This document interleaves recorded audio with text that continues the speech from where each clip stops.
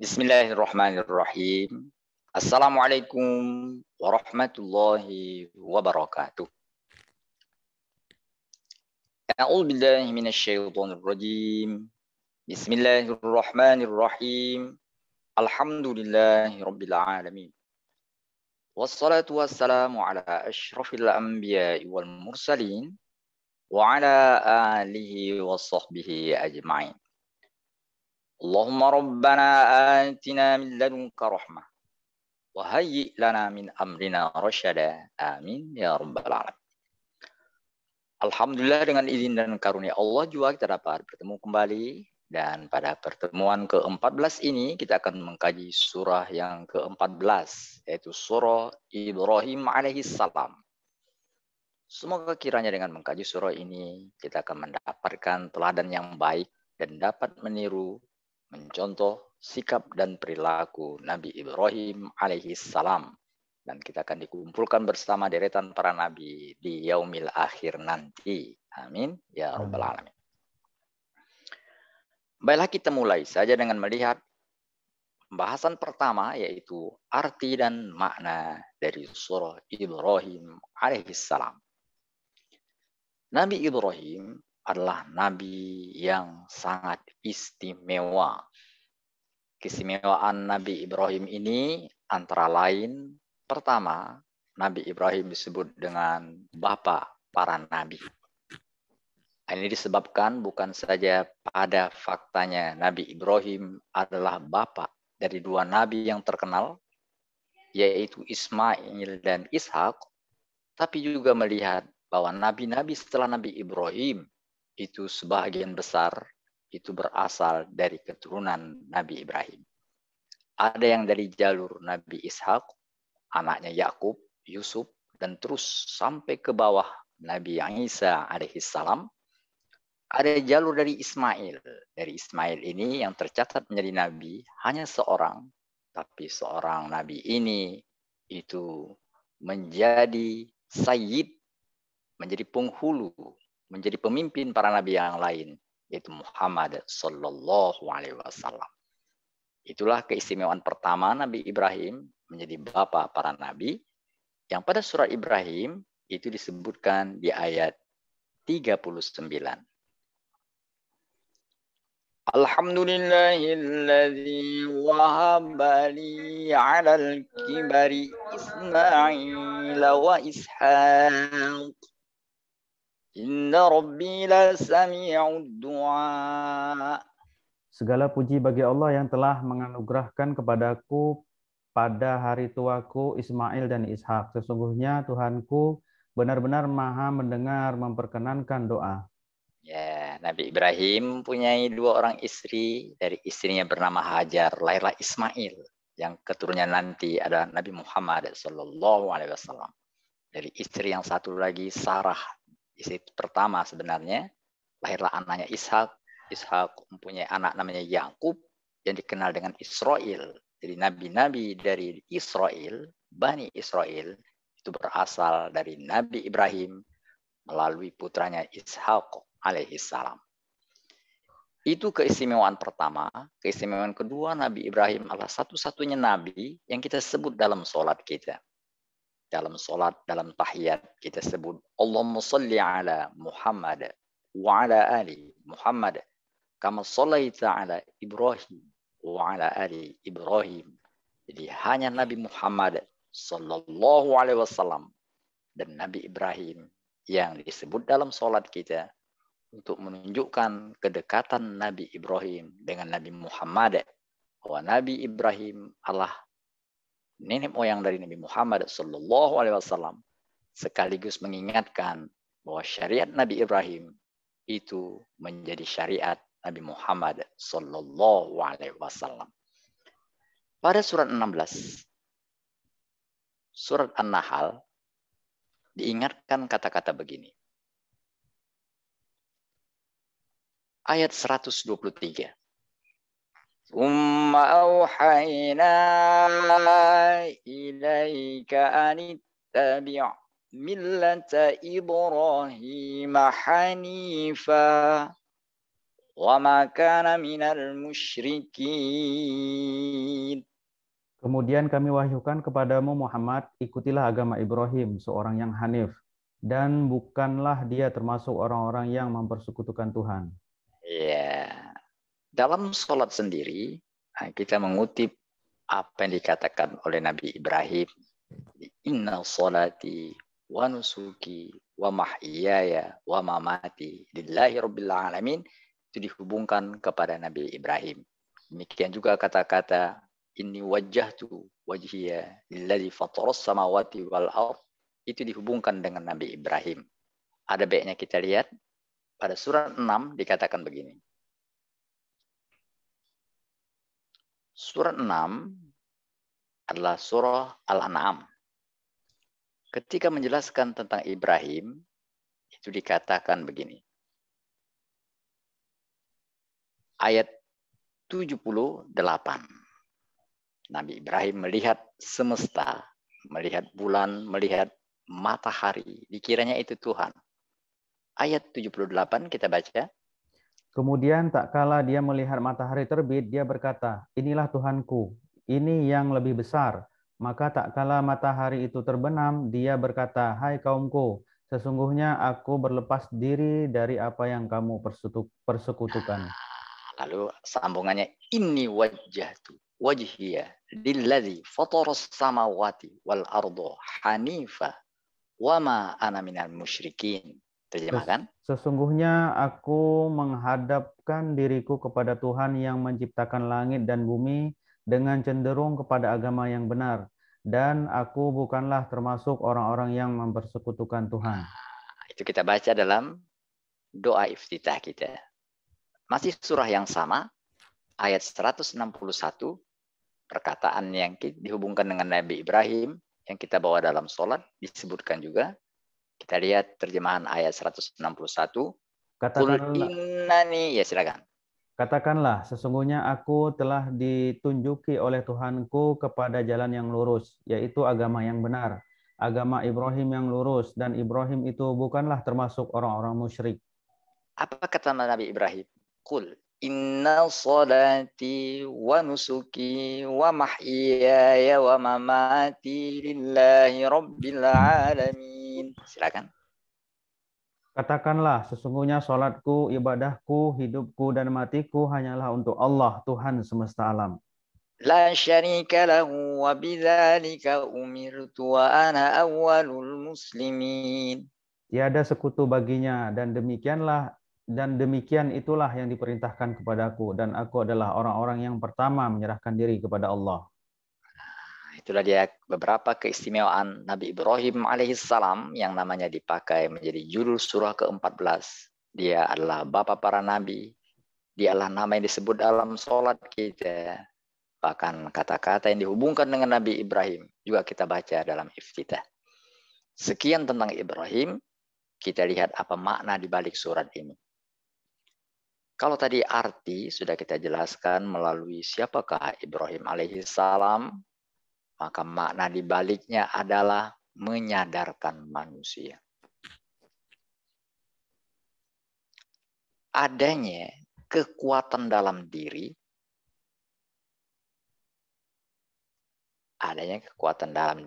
untuk meneladani. Nabi Ibrahim alaihissalam. Maksudnya, kelebihan yang dimiliki Nabi Ibrahim itu dapat juga dimiliki oleh manusia. Itulah sebabnya Nabi Ibrahim disuruh menjadi teladan. Nah, kita akan meneladani, meniru sesuatu, mencontoh sesuatu kalau kita punya kemampuan mengikutinya. Nggak mungkin Allah menyuruh kita meneladani sesuatu yang tidak mungkin. Sesuatu yang bisa ditiru berarti kita punya kemampuan untuk menirunya. Dan Ibrahim alaihissalam menyadarkan kita bahwa kita punya kekuatan untuk menjadikan Nabi Ibrahim sebagai teladan. Mari kita lihat surah 60. Ayat 4. qad kanat lakum uswatun hasanatun fi Ibrahim. Sesungguhnya telah ada suri teladan yang baik bagimu pada Ibrahim dan orang-orang yang bersama dengan dia. Ketika mereka berkata kepada kaum mereka, sesungguhnya kami berlepas diri dari kamu dari apa yang kamu sembah selain Allah. Kami ingkari kekafiranmu dan telah nyata antara kami dan kamu permusuhan dan kebencian buat selama-lamanya, sampai kamu beriman kepada Allah saja. Kecuali perkataan Ibrahim kepada bapaknya, sesungguhnya aku akan memohonkan ampunan bagi kamu dan aku tidak dapat menolak sesuatu pun dari kamu sisa Allah. Ibrahim berkata, ya Tuhan kami, hanya kepada Engkaulah kami bertawakal dan hanya kepada Engkaulah kami bertaubat dan hanya kepada Engkaulah kami kembali. Ya, jadi seperti Nabi Muhammad sallallahu alaihi wasallam menjadi uswatun hasanah. Laqad kana lakum fi Rasulillahi uswatun hasanah. Maka Ibrahim juga uswatun hasanah seperti dikatakan di ayat 6-nya. Lanjut ayat 6. Laqad kana lakum fihim uswatun hasanah. Sesungguhnya pada mereka itu, Ibrahim dan umatnya ada teladan yang baik bagimu, yaitu bagi orang-orang yang mengharap pahala Allah dan keselamatan pada hari kemudian. Dan barang siapa yang berpaling, maka sesungguhnya Allah dialah yang maha kaya lagi maha terpuji. Nah, itulah dia pembahasan pertama menyangkut arti dan makna. Kita lanjut ke bagian kedua, hubungan surah Ibrahim dengan surah Ar-Ra'd yang kemarin. Bila judul yang lalu, surah yang lalu menjelaskan tentang suara hati yang diganggu oleh suara bisikan yang tidak benar. Dengan perkataan lain, di batin manusia ada suara hati yang benar dari malaikat, ada bisikan-bisikan lain dari setan. Nah, itu telah kita jelaskan. Maka judul sekarang mengingatkan teladan dari Nabi Ibrahim untuk mengatasi suara-suara yang berasal dari setan. Jadi kalau kemarin kita dijelaskan ada suara batin yang untuk mendeteksinya, kemarin sudah kita buat pesan-pesannya, nah, di antaranya adalah mari perkuat radar. Maka surat Ibrahim menjelaskan tentang cara Ibrahim menguatkan radar dirinya sehingga tidak terganggu dengan was-was dari setan. Nabi Ibrahim pernah terganggu dengan was-was itu. Jadi waktu diperintahkan Allah untuk menyembelih Ismail, Nabi Ibrahim masih ragu. Dia bermimpi melihat bahwa ia menyembelih Ismail. Dia masih ragu. Itu makanya ada kata-kata tarwiyah. Dia melihat dalam mimpi. Tapi setelah dia melihat dan dia tadi merenungkan, akhirnya sampai pada keputusan ini benar-benar dari Allah, bukan bisikan setan. Jadi membunuh itu dari Allah. Kalau setan mengatakan nggak mungkin ini dari Allah, ngapain kau bunuh anakmu? Kayak gitu. Itulah makanya dikatakan arafah. Dia arif, dia tahu bahwa ini perintah Allah. Nabi Ibrahim dikenal juga dengan Nabi pelempar setan. Ketika setan mau mengganggu, dia lempar. Nah, setan mengganggu istrinya melempar. Setan mengganggu Ismail melempar. Maka terkenal dengan melempar 3 jumroh. Keluarga Ibrahim, keluarga teladan, karena mereka menyadarkan dan mengingatkan kita serta memberi contoh bagaimana melawan suara-suara yang tidak baik dalam batin kita. Bila suara ketidakbenaran itu, suara was-was itu dari setan, dari api, maka Ibrahim juga dikenal dengan nabi yang tidak terbakar oleh api. Ringkasnya adalah bila judul yang lalu menjelaskan tentang api, suara-suara yang tidak baik berasal dari makhluk dari api yaitu setan yang mencoba untuk mengalihkan manusia dari kebenaran, suara-suara yang tidak baik dalam batin, maka Nabi Ibrahim atau surat Ibrahim sekarang mengingatkan cara untuk mendeteksi suara-suara tidak baik itu sehingga tidak termakan dengan api yang ada dalam bisikan-bisikan jahat itu. Itulah dia hubungan judul yang lalu dengan judul sekarang. Ar-Ra'du adalah petir yang mengandung api selain mengandung sinar. Maka Ibrahimlah nabi yang tidak mempan dibakar api, artinya tidak terpengaruh dengan suara-suara yang tidak baik itu. Demikian pembahasan kedua hubungan. Kita akhirnya sampai kepada pembahasan ketiga, pesan-pesan teladan dari Nabi Ibrahim. Itulah judul pesannya. Bagaimana cara meneladani Nabi Ibrahim sehingga radar batin kita untuk mendeteksi suara kebenaran tambah kuat. Bagaimana caranya? Di surah Ibrahim ini setidaknya kita diingatkan 3 pesan penting agar kita tidak terbakar oleh api hasutan iblis yang ada dalam batin.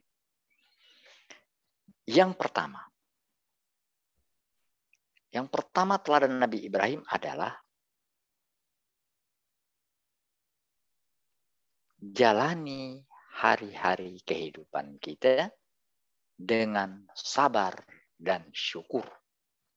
Itu resep pertama. Jadi, supaya kita tidak terganggu dengan suara-suara yang tidak baik itu, maka basic kita dalam menjalani kehidupan sehari-hari adalah sabar dan syukur. Bersabarlah, bersyukurlah agar hari-hari kita bersama dengan Allah. Pada surah Ibrahim, ayat 5 dikatakan begini. Bisa langsung terjemahnya. Dan sesungguhnya kami telah mengutus Musa dengan membawa ayat-ayat kami dan kami perintahkan kepadanya, keluarkanlah kaummu dari gelap gulita kepada cahaya terang benderang dan ingatkanlah mereka kepada hari-hari Allah. Sesungguhnya pada yang demikian itu terdapat tanda-tanda kekuasaan Allah bagi setiap orang penyabar dan banyak bersyukur. Penyabar ya. Jadi kalau kita ingin untuk mendapatkan tanda Allah, ini jalan yang benar, bukan yang salah, terhindar dari suara bisikan yang salah, maka ayat Allah akan datang kepada kita kalau kita sabar dan syukur. Nabi Ibrahim bersabar. Kenapa? Karena dari keluarganya, ayahnya sendiri itu adalah orang musyrik. Jadi dalam keluarga Ibrahim menghadapi suatu di depan matanya, suatu yang tidak menyenangkan. Bahwa dia berhadapan dengan orang tua yang musyrik. Dan orang tuanya mengancam akan menganiaya Ibrahim seandainya Ibrahim mengganggunya. Jadi dalam artian bahwa Ibrahim dengan bapaknya itu tidak harmonis. Karena Ibrahim mengajarkan mengabdi kepada Allah, bapaknya ternyata penyembah, bahkan pembuat patung. Azar terekam dalam Al-Quran. Tadi telah kita baca beberapa ayat setelah dari Azar itu. Tapi Nabi Ibrahim sabar. Dan sabarnya itu menular kepada anaknya. Ismail juga memiliki sifat yang sabar. Seperti dikatakan di surat 37. Ayat 101 dan 102.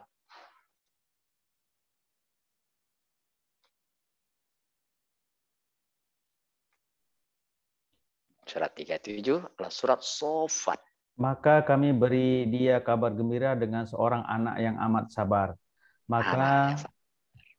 Lanjutkan Ustaz.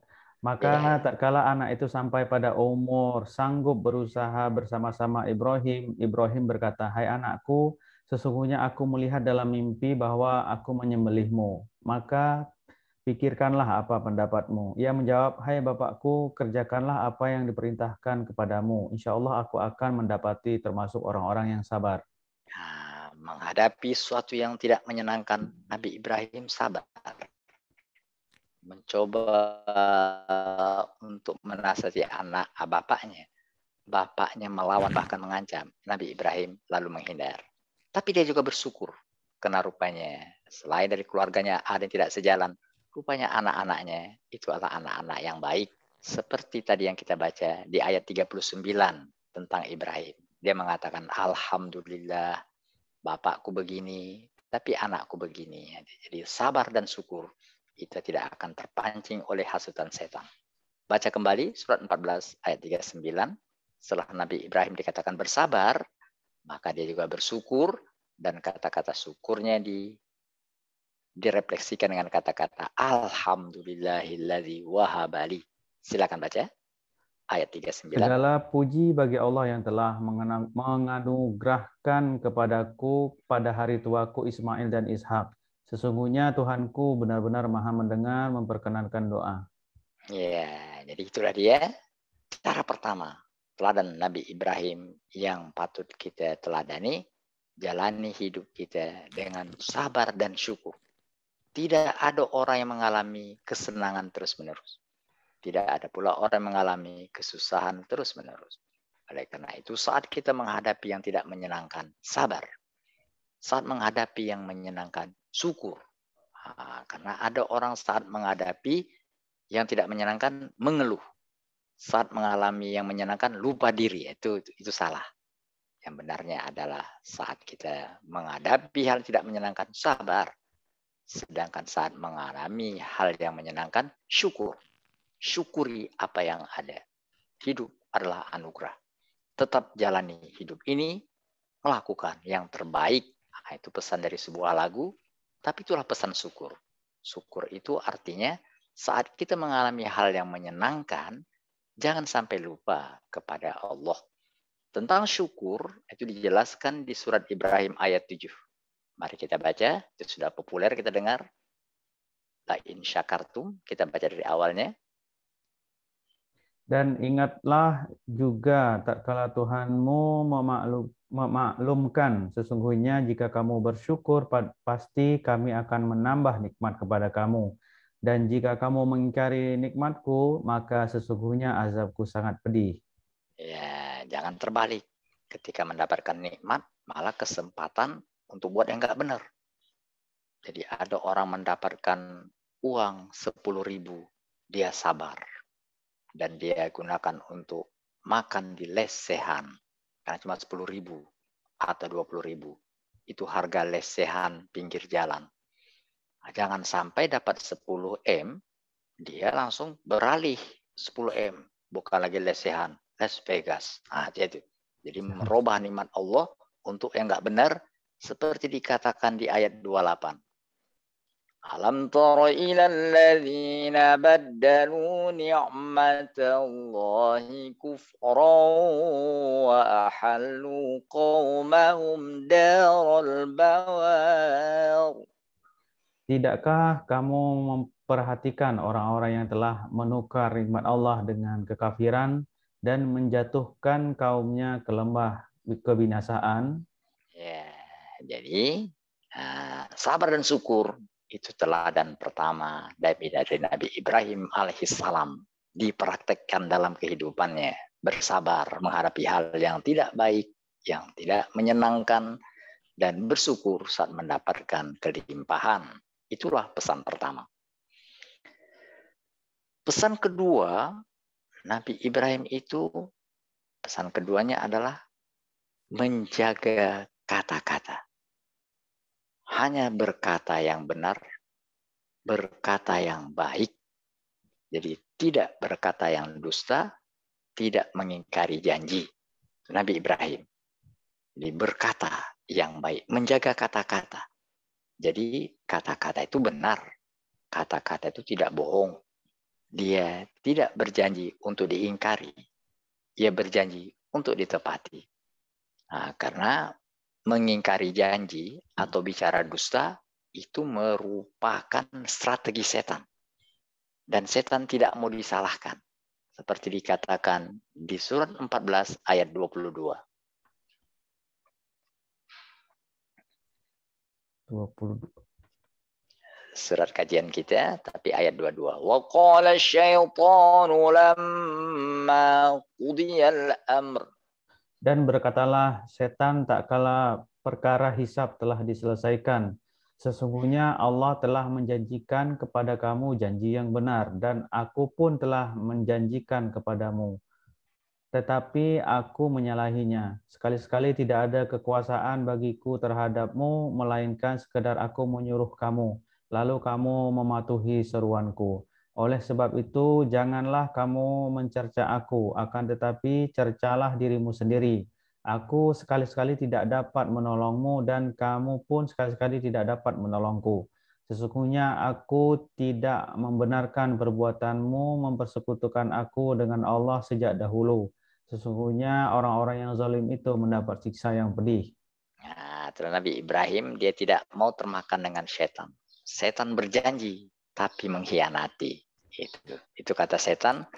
Nah, tadi aku janjikan tapi aku khianati. Itu memang kerjaanku. Kenapa kalian ikut-ikutan? Salah kalian sendiri. Itu makanya berkata Nabi Ibrahim adalah orang yang selalu berkata yang benar, berkata yang baik. Seperti dikatakan di ayat selanjutnya, langsung saja ayat 24.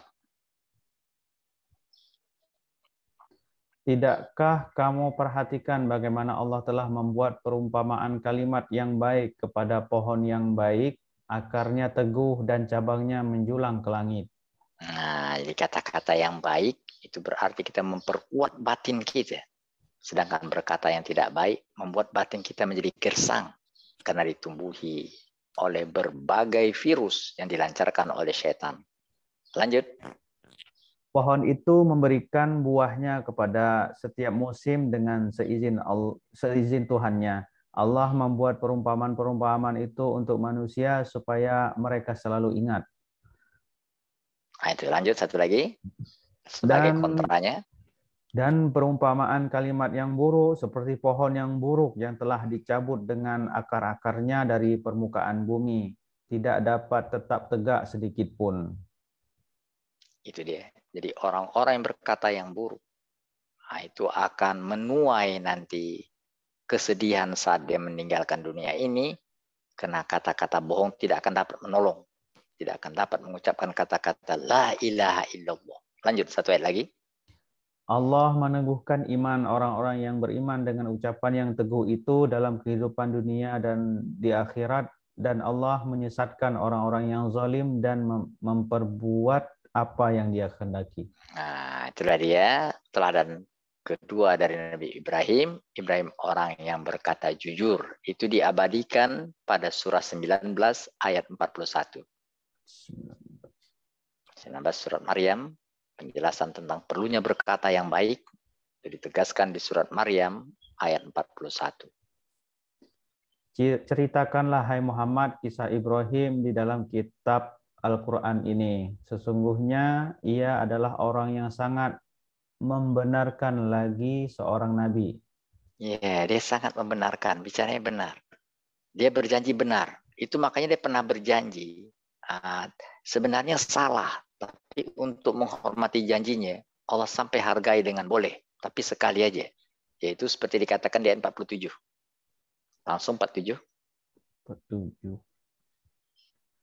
Berkata Ibrahim, semoga keselamatan dilimpahkan kepadamu, aku akan meminta ampun bagimu kepada Tuhanku. Sesungguhnya dia sangat baik kepadaku. Enggak boleh tuh. Nabi Ibrahim tadi mulai 42 sampai 46, sebelum 47 ini itu dialog Ibrahim dengan bapaknya yang musyrik.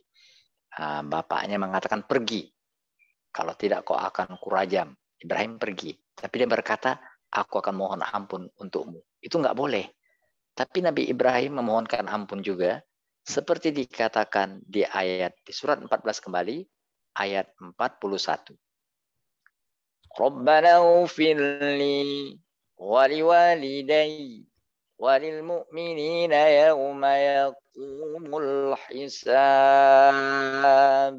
Ya Tuhan kami, beri ampunlah aku dan kedua ibu bapakku dan sekalian orang-orang mukmin pada hari terjadinya hisab, hari kiamat. Nah, nggak boleh nih.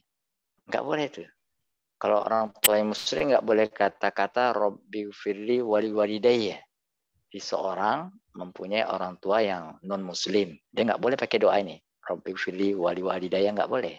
Tapi Allah berikan kepada Ibrahim kesempatan karena sudah janjinya kepada Allah sebagaimana ditegaskan di surat 9 ayat 113.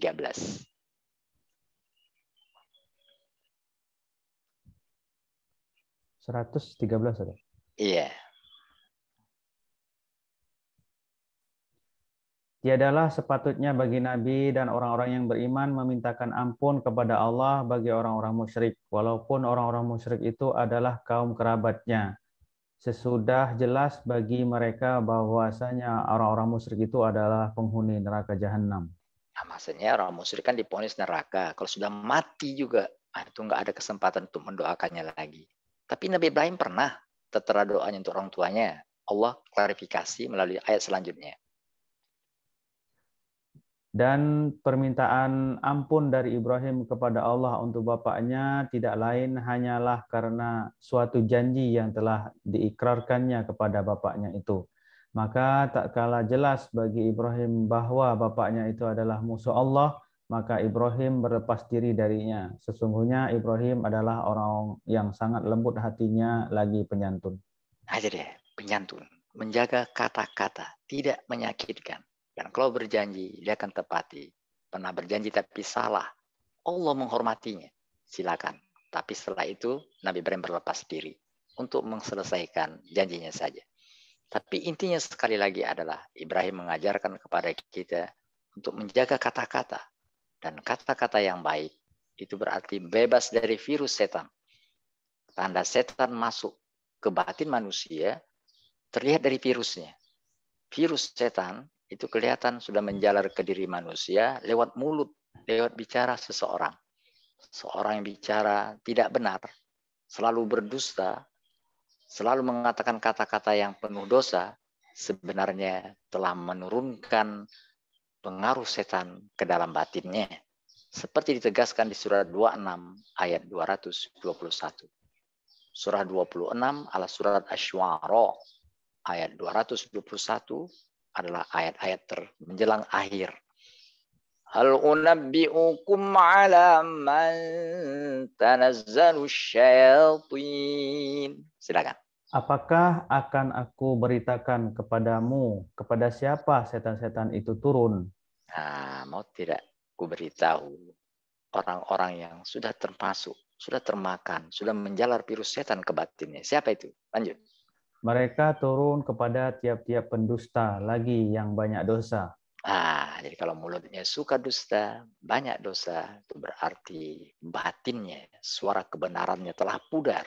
Yang bercokol di batinnya adalah channel yang tidak baik dari setan. Na'udzubillah min dzalik. Itulah pelajaran kedua dari Nabi Ibrahim alaihissalam. Sedangkan yang ketiga, Ibrahim patut diteladani dalam masalah kepedulian lingkungan. Nabi Ibrahim sangat peduli lingkungan. Ia berdoa kepada Allah supaya lingkungan itu kondusif untuk melakukan kebaikan. Doa Nabi Ibrahim tentang perlunya memperhatikan lingkungan tertera di ayat 35 surah Ibrahim. Wa in qala Ibrahim rabbi ja'al hadzal balada amina. Dan ingatlah ketika Ibrahim berkata, "Ya Tuhanku, jadikanlah negeri Mekah negeri yang aman dan jauhkanlah aku beserta anak cucuku daripada penyembah berhala-berhala." Jadi lingkungan yang bertauhid, lingkungan yang mengabdi kepada Allah. Lanjut. Ya Tuhanku, sesungguhnya berhala-berhala itu telah menyesatkan kebanyakan daripada manusia. Maka barang siapa yang mengikutiku, maka sesungguhnya orang itu termasuk golonganku. Dan barang siapa yang mendurhakai aku, maka sesungguhnya engkau maha pengampun lagi maha penyayang. Lingkungan yang kondusif. Itu tertera di satu ayat lagi. Baca. Ya Tuhan kami, sesungguhnya aku telah menempatkan sebagian keturunanku di lembah yang tidak mempunyai tanaman-tanaman di dekat rumah Engkau, Baitullah yang dihormati. Ya Tuhan kami, yang demikian itu agar mereka mendirikan sholat, maka jadikanlah hati sebagian manusia cenderung kepada mereka dan beri rezekilah mereka dari buah-buahan, mudah-mudahan mereka bersyukur. Lingkungan yang baik. Lingkungan di mana lingkungan itu mengabdi kepada Allah. Lingkungan di mana ada tempat atau pusat untuk orang melakukan sholat, melakukan hubungan baik kepada Allah. Lingkungan di mana manusia-manusia di sana saling peduli untuk mengingatkan. Lingkungan di mana rezeki yang baik-baik bersebar, terlepas dari rezeki-rezeki yang tidak baik yang mengotori pikiran. Lingkungan di mana syukur itu kelihatan dengan perkataan lain, baldatun, thayyibatun, wa rabbun ghafur. Negeri yang baik dan Tuhan mengampuni. Itulah 3 pesan yang kita dapat dari Nabi Ibrahim yang patut diteladani. Bukan saja agar kita menjadi orang yang terhormat di sisi Allah, tapi juga agar kita dapat menepis suara-suara kejahatan yang bersarang dalam hati, seperti yang telah dilakukan Nabi Ibrahim alaihissalam. Pesan-pesan pentingnya, pertama, jalani hidup dengan sabar dan syukur. Yang kedua, jaga kata-kata kita. Sedangkan yang ketiga, pedulilah terhadap lingkungan. Berusahalah agar menciptakan lingkungan yang kondusif untuk bertakwa kepada Allah. Demikian kajian kita di surah 14 ini. Dan kalau ada pertanyaan, dipersilakan. Assalamualaikum warahmatullahi wabarakatuh. Waalaikumsalam. Baik, jamaah, mungkin ada yang ingin ditanyakan, kami persilahkan. Menghidupkan mic-nya, kami persilahkan. Assalamualaikum Pak Ustadz. Waalaikumsalam warahmatullahi wabarakatuh. Silakan Bu. Saya mau tanya ya Pak Ustadz. Sabar itu katanya tidak ada batasnya.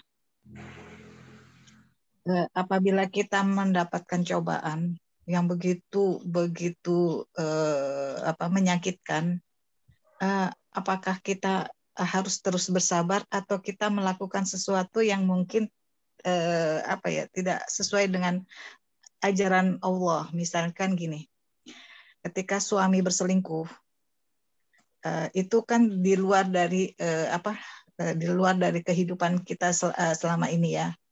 Nah, apakah saya melakukan itu harus berpisah dengan suami, padahal berpisah itu kan dilarang maksudnya tidak diinginkan oleh Allah. Bagaimana sikap saya terhadap sesuatu itu? Apakah saya harus tetap bersabar dan ikhlas, atau saya melakukan yang tidak disukai sama Allah? Itu aja Pak Ustadz. Assalamualaikum. Waalaikumsalam warahmatullahi wabarakatuh. Jadi Bu, yang pertama, sabar itu intinya adalah tetap bertahan dalam kebaikan, dalam kebenaran, meskipun menghadapi hal yang tidak menyenangkan. Oleh karena itu, sabar itu tidak dari kontra dengan tadi. Jadi apakah boleh saya melakukan yang nggak baik? Tentulah enggak. Karena itu sudah berlepas dari arti sabar sendiri. Sabar itu kan artinya tetap bertahan dalam kebaikan, dalam hal yang Allah perintahkan. Nah, itu inti sabar itu. Bertahan untuk tetap berada pada koridor yang benar. Nah, itu satu. Kalau tadi di awal Ibu katakan ada batasnya, saya kalau nggak salah pernah ingatkan pada pengajian yang lalu, sabar itu ada batasnya. Ada batasnya Bu. Karena sabar kita nggak seperti sabar Allah. Sabar yang nggak ada batas itu Allah. Makanya Allah disebut dengan sobur. Nah, kalau Asmaul Husna ada kata-kata sobar atau sobur itu nama Allah. Sabar Allah tuh nggak habis-habisnya. Dikasih orang rezeki bukannya untuk buat baik, malah buat yang nggak benar. Nah, itu Allah tetap sabar. Orang itu minta maaf, minta ampun, Allah maafin. Itu sabar unlimited, itu Allah miliki. Tapi kalau kita sabar kita ada batasnya. Itu ada warningnya itu. Jadi saya sering analogikan itu seperti bensin. Kalau kita adalah bawa mobil, itu sabar itu seperti bahan bakarnya, bensinnya, itu ada batasnya itu. Dia ngasih batas tuh. Nanti lampu ada dari warna kuning atau warna merah, hati-hati mau habis. Nah, jadi sabar ada batasnya. Tapi sebagaimana bensin yang nggak habis-habis, yaitu ketika mau habis kita pergi ke pom bensin, maka sabar juga walaupun ada batasnya, tapi bisa diisi. Itu makanya kemarin saya ingatkan doa, kalau mau habis sabar itu atau jangan nunggu habis, tuangkan. Minta tuang. Kalau kita ke pom bensin kan isi bensin. Kalau kepada Allah kita bilang, ya Allah tuangkan, limpahkan kesabaran supaya nggak habis. Kalau kita bisa merujuk kembali penjelasan itu di surat 7 ya. Cara mintanya gini. Kalau pom bensin kan kita bilang isi bensin. Kalau kepada Allah tempat pusat kesabaran bisa kita lakukan dengan kata-kata ini. Surat 7 ayat 126.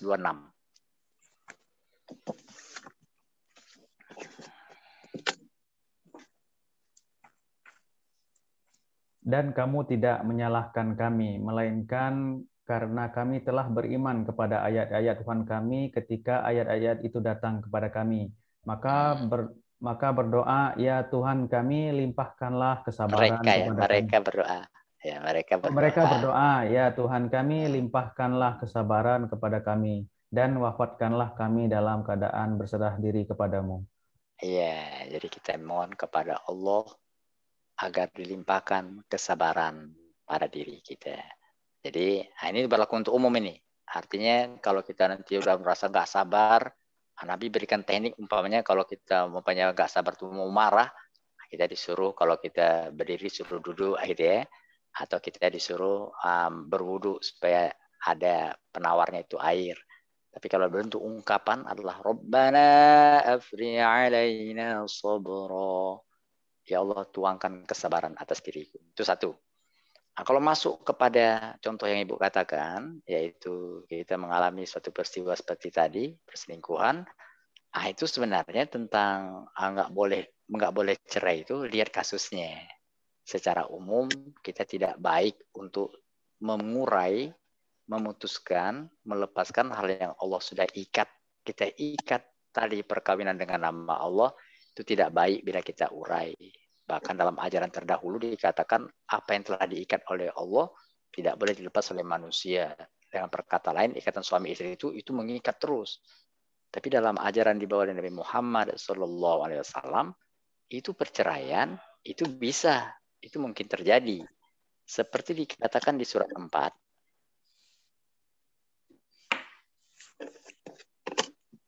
Pada surat 4 Allah katakan bahwa ada hak wanita untuk menuntut. Jadi enggak perempuan itu enggak dibawa, enggak. Dia punya kekuatan untuk menuntut. Seperti dikatakan di surat 4 ayat 128. Dan jika seorang wanita khawatir akan nusyuz atau sikap tidak acuh dari suaminya, maka tidak mengapa bagi keduanya mengadakan perdamaian yang sebenar-benarnya. Dan perdamaian itu lebih baik bagi mereka walaupun manusia itu menurut tabiatnya kikir. Dan jika kamu bergaul dengan istrimu secara baik dan memelihara dirimu dari nusyuz dan sikap tak acuh, maka sesungguhnya Allah Maha mengetahui apa yang kamu kerjakan. Allah katakan, hai laki-laki jangan begitu pada istri. Tapi istri juga, itu bisa tadi milih dua opsi. Opsi pertama, karena pertimbangan berbagai hal, pertimbangan anak, dia akhirnya berdamai dengan keadaan. Tadi artinya udah begitulah keadaannya. Suamiku milik Allah. Dia hanya dititipkan sebagai teman hidupku. Aku nggak bisa memilikinya. Itu makna dibalik innalillah ya. Semuanya milik Allah. Jadi suami nggak milik kita, anak aja nggak milik kita. Ya dia bisa saja lepas karena dia hanya diikat untuk menjadi pendamping kita. Itu cara untuk membuat orang itu sabar gitu. Nanti dia bisa damai. Opsi kedua itu di ayat 130. Tadi 128 sekarang 130. Opsi kedua. Jika keduanya bercerai, maka Allah akan memberi kecukupan kepada masing-masingnya dari limpahan karunia-Nya. Dan adalah Allah Maha Luas karunia-Nya lagi Maha Bijaksana. Allah berkata kalau cerai itu nggak ada masalah. Jadi cerai tidak berarti bahwa nggak boleh, nggak. Kata-katanya kalau mereka ternyata milih cerai, itu Allah akan, kalau niatnya memang jelas, itu Allah akan beri karunia-Nya. Jadi artinya Allah tidak mengatakan ini dibenci, itu nikah itu cerai itu sesuatu yang dibenci dalam kasus yang lain. Pada faktanya Nabi pernah ketika seorang wanita mengadukan Rasulullah, aku nggak suka sama lelaki itu ternyata laki-laki itu menjodohkan Rasul, kok nikah sama dia, itu perempuan tadi ikut, tapi dia ngadu Rasulullah, aku nggak tahan, rasaku nggak enak hidup sama dia. Mau apa kata Nabi? Aku pengen cerai. Jadi ceraikan Nabi. Itu artinya Nabi sendiri pernah menerima pengaduan wanita dan menceraikannya. Oleh karena itu tidak harus tadi itu bahwa kita menerima keadaan aja, enggak. Itu tergantung. Kita bisa berdamai dan menerima itu tadi itu dengan kesabaran yang penuh, artinya terima tapi tetap jangan sampai melenceng dari keikhlasan tadi, walaupun itu berat, dikatakan dia walaupun kikir untuk memberikan kebaikan tapi terus dilakukan. Tapi kalau memang nggak sabar, rasanya tadi kalau makin lama makin nggak bagus, tolong persilahkan memilih opsi kedua. Ya silakan, kalau tadi memang tadi itu tidak tadi membawa kepada kebaikan, cerai adalah cara kedua yang diberikan Allah dan itu tidak masalah berdasarkan ayat ini. Kira-kira begitu, Bu.